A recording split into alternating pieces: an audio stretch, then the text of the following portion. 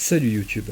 Pour t'abonner, clique ici, c'est gratuit et c'est cadeau. Clique aussi sur la petite cloche juste ici et coche la case m'envoyer toutes les notifications relatives à cette chaîne. Voilà, tu fais maintenant partie de notre belle communauté et tu ne pourras rater aucune des superbes vidéos que je vais vous proposer. Ah oui, j'oubliais. Si tu as aimé la vidéo, laisse un gros pouce bleu, c'est la récompense et c'est bon pour ta santé. Salut YouTube.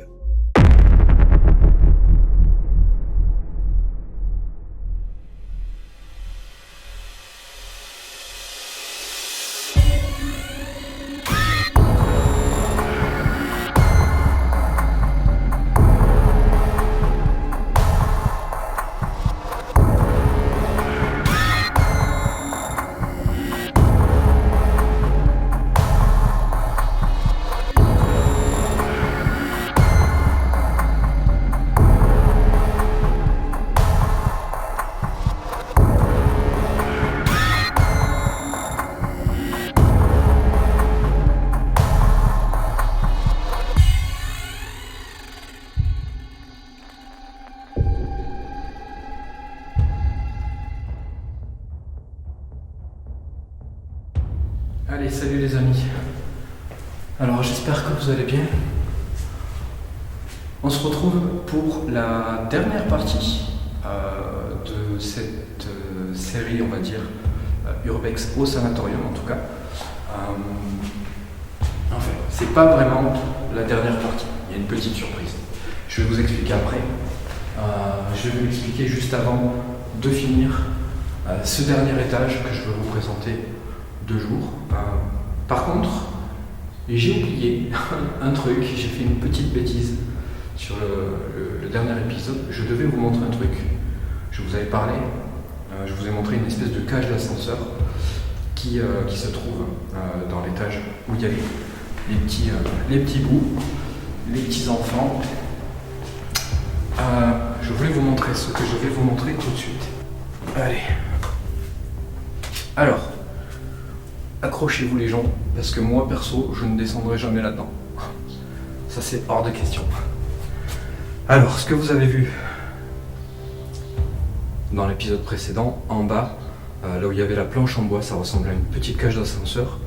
Je vous remontre d'ailleurs, je vous remonte le passage tout de suite, comme ça, ça vous remémore un petit peu la chose, de quoi je vous parle. Ah ouais. Je vais vous montrer un truc, après je vais remonter, mais de toute façon on y va un petit peu plus tard, parce qu'en fait ça a un rapport avec ça. Là vous voyez une espèce de cage d'ascenseur, c'est pas un ascenseur. En fait, là ils ont foutu des planches parce qu'il y a un trou, ça communique de haut en bas, complètement, et en fait c'est une issue de secours. Donc voilà, là vous avez vu de quoi je parlais. Alors, vous voyez ce trou. À première vue on pourrait se dire que ça c'est pour balancer du linge par exemple en bas dans une laverie ou quelque chose comme ça. Eh bien pas du tout, absolument pas. Il y a une pancarte par là, je sais pas où elle est. Elle y était, mais je crois qu'il y a des petits malins qui sont venus et qui l'ont pris. Je vais jeter un œil parce que j'aimerais bien vous la montrer, parce que c'est schématisé. Il y a un petit dessin dessus qui vous montre exactement la procédure. Donc là je l'ai pas. Bon, je ne la trouve pas, je sais pas où est-ce qu'elle est. Peut-être que, pareil, elle est dans l'étage quelque part. Si je la trouve, je vous la montre. Je vais vous... Non, j'ai cru qu'elle était là. Je vous la montrerai. Alors en fait, je vous explique, comme ça vous allez peut-être comprendre. Quand il y avait un cas d'urgence, alors imaginons, il y a le feu, la cage d'ascenseur, la cage d'escalier, elle est complètement en flammes, vous ne pouvez pas y descendre, vous n'allez pas sauter par la fenêtre. Apparemment, à l'époque, ils ont trouvé un système, c'est celui-ci, qui consiste en fait à vous mettre là-dedans et descendre tout le long. Alors c'est oufissime parce qu'on se dit, mais putain, mais tu rentres là-dedans, il y a quand même 3 étages ou 4 pour arriver tout en bas. Arriver en bas, tu t'éclates quoi. Eh bien, écoute, apparemment non, apparemment c'est prévu pour. Personnellement, je vais pas faire un test. J'ai pas envie d'aller m'éclater en bas, je sais pas du tout ce qu'il y a en bas. il y a du bruit. Je sais pas du tout ce qu'il y a en bas et je pense que... Bah, en fait, j'ai même pas envie de le savoir. Donc voilà, je voulais vous montrer ça. Ça n'a pas forcément grand intérêt, mais voilà, c'était une petite parenthèse intéressante parce que ce truc, c'est quand même ouf quoi. Moi perso, il y a le feu, j'ai pas forcément envie de passer par là. Mais s'il n'y a pas le choix, il n'y a pas le choix.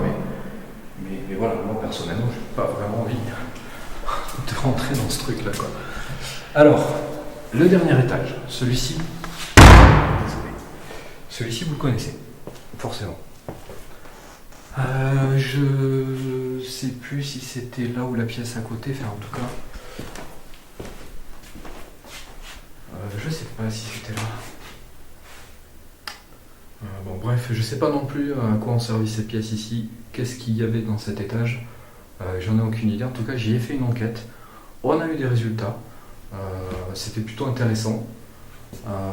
Il y a eu, enfin je vais vous montrer, je sais plus si c'était cette pièce, on va faire ça avant d'aller faire l'autre. Je crois que c'était là, je crois que c'était ici. Ouais, c'était ici, c'était ça. Alors, ici, je vais vous expliquer et je vais vous remontrer la scène juste après. Voilà, il y a plusieurs théories qui sont valables autant les unes que les autres. Je vais en évoquer une comme insoumise, une rationnelle, pour pas partir dans le délire du paranormal tout de suite. Et après, je vais vous expliquer ce que moi j'ai pensé. Voilà. Je suis d'accord avec la première théorie qui m'a été rapportée par vous, donc les abonnés. Alors en fait, j'avançais ici, si je ne me trompe pas, et j'avais la caméra un petit peu positionnée comme ça. Et bon, on est d'accord, il y a des vitres. Moi, j'ai un éclairage infrarouge qui ne se voit donc pas à l'œil nu, mais qui reflète tout de même sur les vitres. Et en fait, au sol, il y a eu une espèce de tache, de tache blanche, qui avait, ça donnait l'impression en fait qu'elle rebondissait comme ça, tu sais. Et j'ai trouvé ça chelou à l'analyse parce que pour moi, ça a un déplacement pas normal, c'est pas logique. C'est peut-être simplement le reflet de ma lampe infrarouge qui reflète donc sur la vitre et qui est visible donc au sol et qui se déplace en diagonale, si je ne me trompe pas, c'est vers la gauche. Sauf qu'elle a une espèce d'effet rebond, vous savez, comme les trucs là que je sais plus comment ça s'appelle, là, c'est des trucs que vous prenez comme ça, là, vous le balancez dans l'escalier et le machin il descend. Mais ça faisait un truc un peu comme ça quoi. Et donc du coup je sais pas ce que c'est. Donc ce que je vous propose c'est je vous montre la zone et je vous laisse regarder du coup cette petite séquence rapidement pour vous donner un visuel sur ce que je suis en train de vous raconter.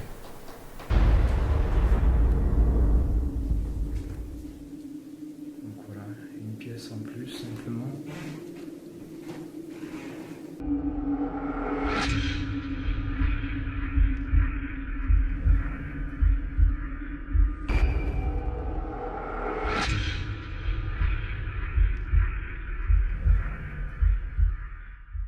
Voilà, donc là vous avez vu, c'est tout à fait possible.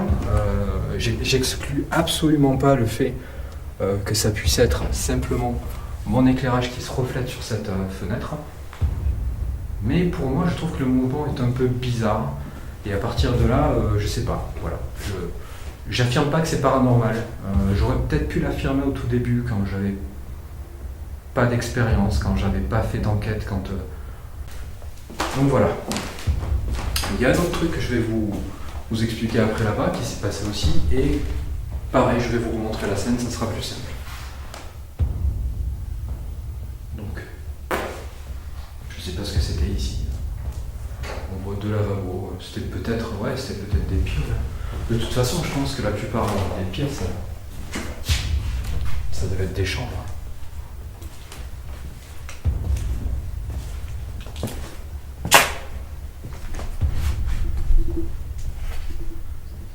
Alors, on va passer par là.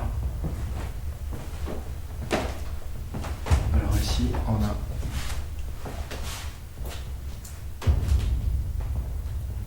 une petite cuisine. Il doit y avoir une petite cuisine ici.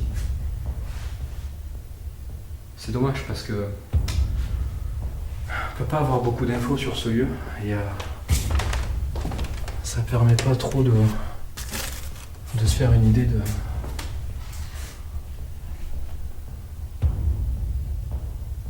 de ce à quoi ça a pu servir. En fait, pour une enquête, c'est vrai que c'est top quand tu peux avoir les infos vraiment détaillées du lieu, mais malheureusement, tu peux pas toujours réussir à avoir ces infos-là, quoi. Tu tombes pas toujours sur les bonnes personnes, des fois, tu n'as pas le droit tout simplement d'aller dans le lieu, mais tu y vas quand même parce que tu t'en fous, tu fais ton vex et de toute façon, toi, tu pètes rien, que tu saccages rien dedans, tu risques pas grand chose. Mais malgré tout, voilà, ça fait chier en fait de pas savoir exactement ce qu'il y a eu, pourquoi ces pièces sont là, pourquoi, enfin voilà, c'est un petit peu chiant, quoi. Je vous montre un petit truc. Hop. Ça là-haut là, c'est dans le Sana. Quand j'ai fait mes enquêtes, je vais peut-être monter là-haut pour vous montrer ça avant de terminer ce dernier épisode au Sana. La pièce qui est là-bas en haut, c'est la fameuse pièce où il y a une chaise en plein milieu de la pièce et tu as la machinerie en fait des ascenseurs. Quand j'étais monté, j'avais vu ça et je me suis dit putain, il y a toujours une chaise quoi, au Sana, j'allais dire, dans ces lieux abandonnés. Moi, j'ai le chic pour me trouver toujours des chaises comme ça. C'est, je sais pas, c'est propre à moi ça. Voilà, c'était ici. Alors là, c'est pareil, on a une pièce qui, elle, par contre, est pas en très bon état. Et on va dire que là où j'ai les pieds, c'est un petit peu inquiétant. Alors, ici, j'étais avec Michael. C'était le premier épisode qu'on a fait, juste lui et moi au Sana. D'ailleurs, pour moi, c'était un très bon épisode, dans le sens où c'était le premier, ici. Et c'était pour nous une découverte du lieu, quelque part, en mode enquête, bien évidemment. On l'avait découvert de jour pour s'assurer qu'on ne risquait rien. Je crois que Mika était par ici, et moi j'étais à peu près par là, par ici, là, par là. Je crois que... Alors, qu'est-ce qui s'est passé exactement? Mika me filmait, je crois, et en fait, il y a eu un truc, c'est que derrière moi, là-bas, au niveau du mur, il y a eu une espèce de tache qui est passée, mais très rapidement, comme une ombre blanche, derrière moi. Alors, on a pensé un truc, après, pendant l'analyse, parce que forcément, quand tu vois un truc comme ça, sur ton enquête, que tu le découvres à l'analyse, surtout, parce que ça, bien évidemment, on ne l'a pas vu sur le moment. Je me suis posé une question. Mika était là. Jusqu'à là, tout va bien. Moi, j'étais, comme je vous ai montré, j'étais ici. Et j'étais tourné comme ça, je crois, ouais, à peu près. Et je crois que je fais un mouvement vers là-bas. Alors, il y a un truc qu'il faut savoir, c'est que là, en plein centre de cette image, vous voyez quoi? Une poignée. Cette poignée, elle est chromée. Et en haut, pareil, il y a un petit loquet. Enfin, il n'y a plus le loquet, mais il y a le cage du loquet qui est chromé. Ma lumière à moi, mon éclairage infrarouge, aurait pu refléter là-dessus et balancer du coup. Alors là, c'est logique. Hein. L'éclairage, il va. Alors j'essaie de vous montrer avec mes doigts. Il va tout droit, donc il doit rebondir, mais par là-bas. Voilà. Donc ça fait un espèce de triangle. Or, le problème, c'est que l'ombre, elle était là-bas derrière moi. Et elle a fait de ma droite vers ma gauche. Ce qui veut dire que c'est pas possible. Parce que la lumière, si elle avait. Moi j'ai fait ça, et la lumière, si elle avait reflété, elle aurait quand même reflété, puisque l'angle, forcément, il va par là-bas, elle aurait reflété par ici, ou par là. Mais certainement pas là, d'autant plus que, si vous réfléchissez un petit peu par rapport à la situation, si ça devait refléter derrière moi, le faisceau de lumière, il aurait été coupé par moi. Donc du coup, on aurait vu une espèce de coupure dedans. Et c'est pas le cas. Donc, ce que je vous propose, c'est, je vous remontre la scène, vous vous faites une idée par rapport à cette explication, et vous en pensez ce que vous voulez, mais en tout cas, pour moi, je suis quasiment convaincu que ça n'a rien à voir, mais alors absolument rien à voir avec mon éclairage. Pour moi, c'est impossible. Ça sentait pas comme ça tout à l'heure. C'est quoi cette odeur? Ça te fait penser à quelque chose?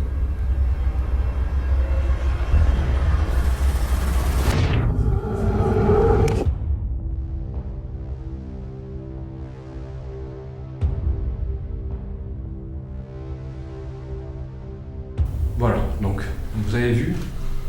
Je ne sais pas ce que vous en pensez, mettez-le dans les commentaires. De toute façon, l'espace commentaire, il est là pour ça. Donnez votre avis, essayez de donner un avis, comment dire, pas un avis à la volée comme ça, de genre ah ouais, oui, non.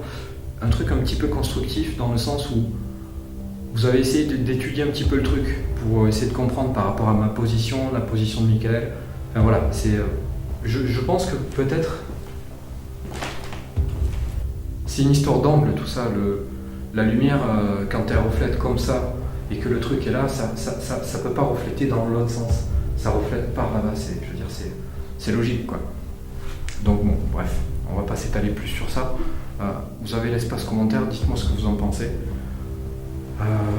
On continue, donc ici on a une grande pièce. Pareil, je sais pas du tout à quoi ça pouvait servir. En tout cas, c'est une grande pièce, voyons. Hein, c'était peut-être des pioles ici, regardez, on a encore des prises là de chaque côté. Ça fait un peu penser, tu sais, au lit. Là, c'est pareil, une prise un petit peu plus écartée. C'était peut-être une piole. Bon, ici, il n'y a aucun nom sur les portes. Je peux pas du tout vous dire ce que c'était.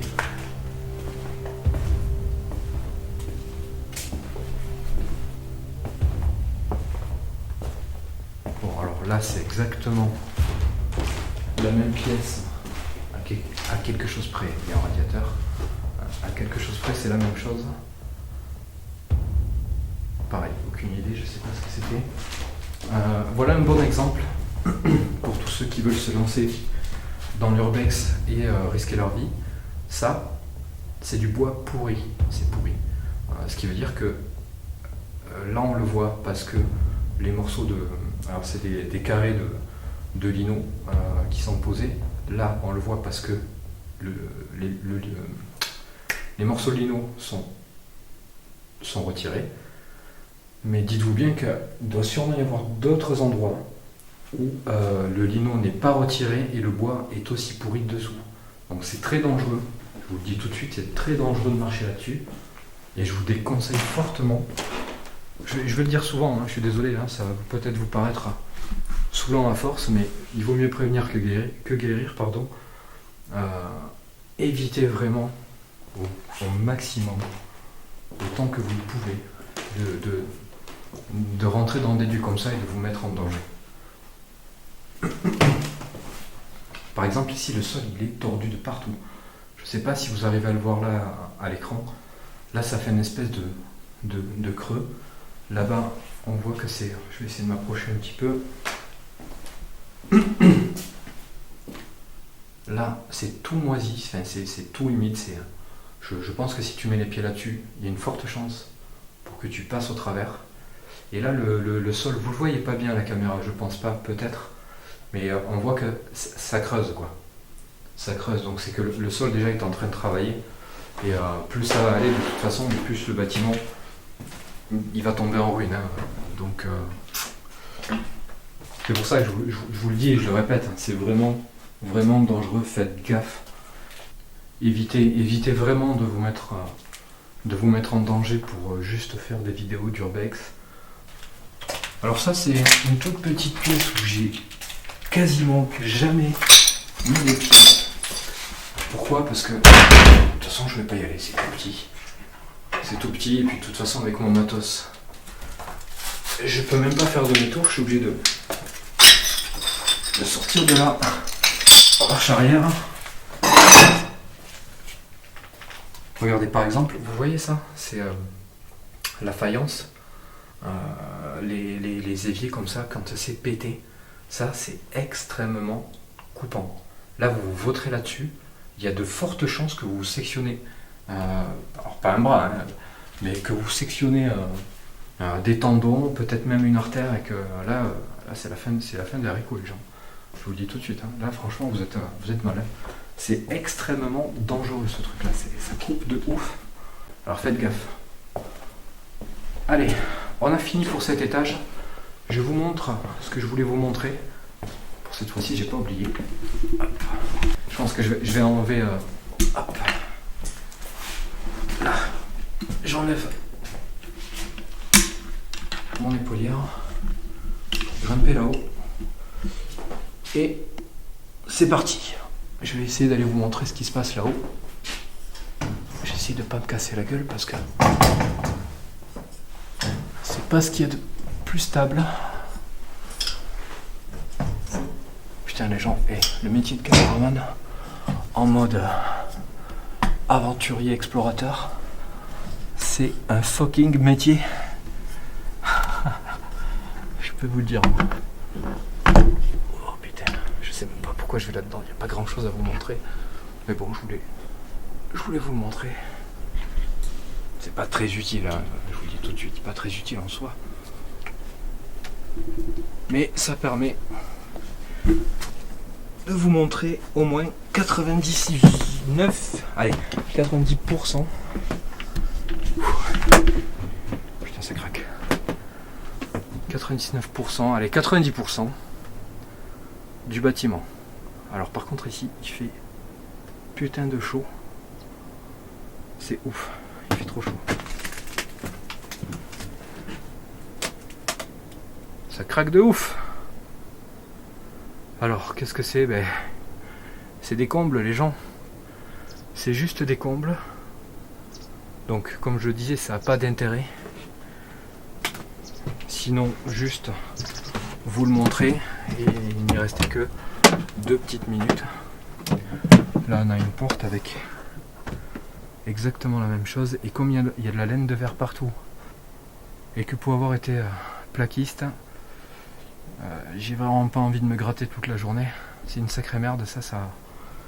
Quand vous touchez ça, vous en avez pour un moment. C'est des microfibres, ça s'accroche à vous, c'est juste une horreur. Allez, je redescends. Ah putain.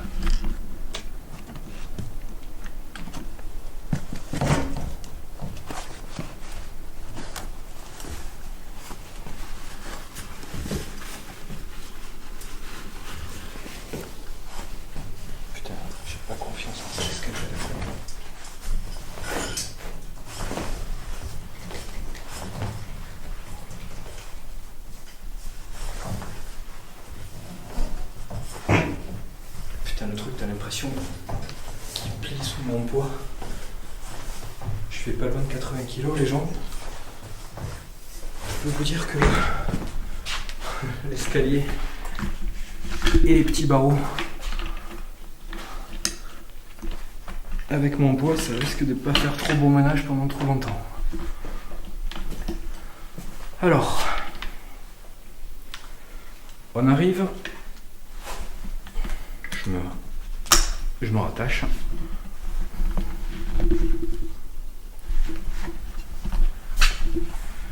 Allez.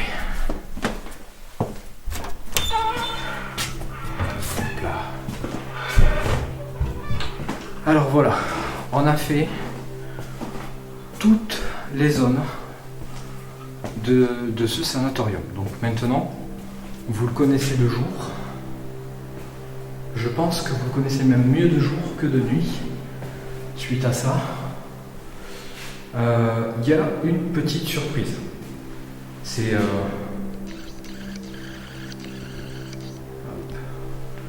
une petite surprise dans le sens où il y a un autre bâtiment juste à côté que vous connaissez, mais vous ne le connaissez pas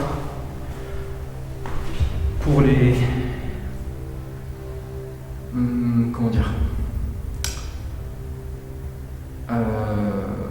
comment vous expliquer ça? J'ai fait une enquête dedans. Alors, je vais carrément vous expliquer ce que c'est. C'est le bâtiment qui est juste à côté. C'est ce que j'ai renommé, moi, l'orphelinat. Alors, la petite surprise et la petite révélation du jour, on va remettre ça bien, c'est que ce bâtiment à côté, ce n'est pas un orphelinat, c'est simplement une extension du sanatorium. Alors là, vous allez me dire, ah bon, mais pourquoi et tout, pourquoi tu m'as dit que c'était un orphelinat? Eh bien c'est très simple. Il y a plusieurs raisons. La première, c'est que je ne voulais absolument pas vous saouler avec le sanatorium à vous faire des tonnes de vidéos au sanatorium parce qu'il y a beaucoup à faire ici. Et comme moi j'ai eu un coup de cœur pour ce bâtiment, j'étais parti dans l'idée de faire une série complète sur le sanatorium. Sur le sanatorium pour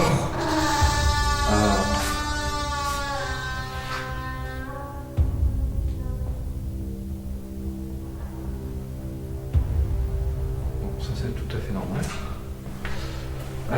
Oui, qu'est-ce que je disais? Oui.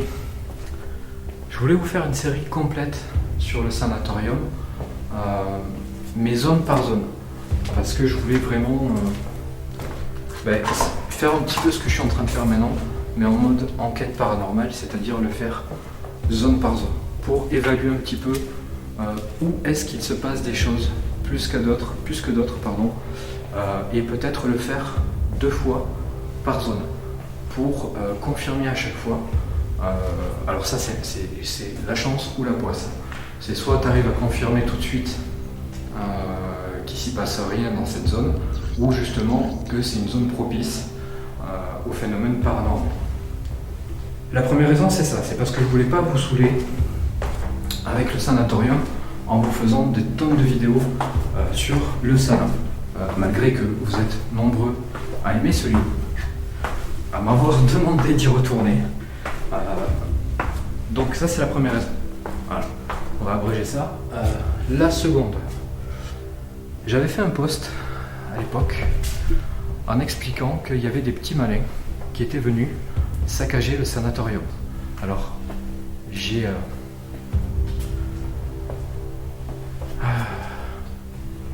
on a retrouvé tous les papiers que je vous ai montrés dans un épisode qui se trouve dans la baignoire là. On en a retrouvé plein partout dans les escaliers. Les gens avaient pissé dans les couloirs, ils avaient pété des portes, ils avaient saccagé. Voilà, pour le kiff d'être con, voilà, tout simplement, on va dire comme ça. Et du coup, comme j'ai voulu moi après pouvoir faire aussi ce que j'ai appelé l'orphelinat, qui n'est que l'extension du coup du sanatorium, j'ai décidé de pas dire que ça faisait partie du sanatorium et de le renommer en tant que l'orphelinat.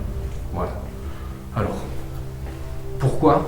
Parce que je voulais que les gens ne se disent pas, enfin en tout cas ceux qui ont cassé ici, je dis bien si c'est des gens qui suivent mes vidéos, pareil c'est un pur hasard, je ne voulais pas que des gens se retrouvent à l'orphelinat pour tout péter. Parce que voilà, ça me fait chier que les gens viennent casser pour le plaisir d'être con.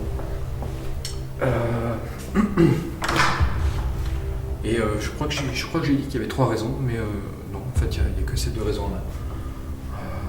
Donc voilà, vous savez pourquoi. En tout cas, sachez que ce bâtiment, alors l'orphelinat, n'a pas accueilli d'orphelins. De toute façon, j'ai jamais dit qu'il avait accueilli d'orphelins.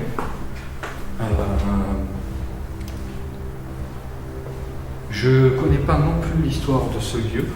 La seule chose dont je suis sûr, c'est que l'orphelinat, je l'appellerai toujours comme ça de toute façon,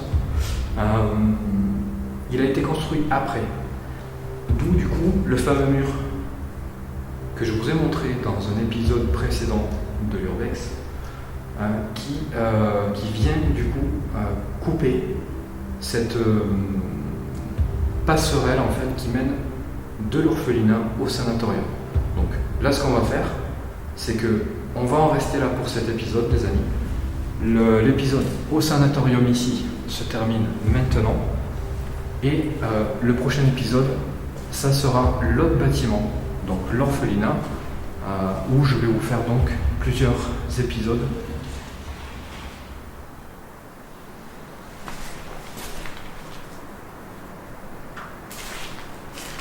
Qu'est-ce que c'est que ça?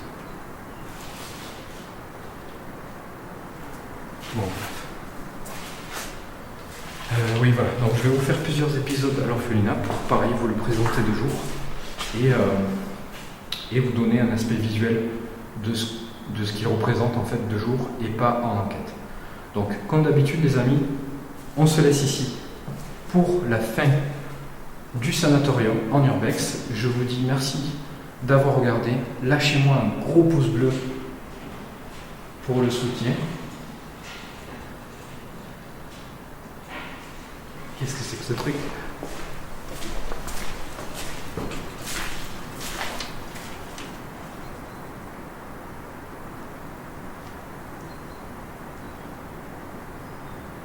Je sais pas. Je ne sais pas. Donc voilà. Donc laissez-moi un gros pouce bleu sous la vidéo comme d'habitude les amis, ça c'est très important. C'est la récompense, ça fait toujours plaisir. Je vous dis merci d'avoir regardé, je vous fais des bisous et je vous dis à la prochaine pour un prochain épisode d'Urbex à l'orphelinat. C'est parti.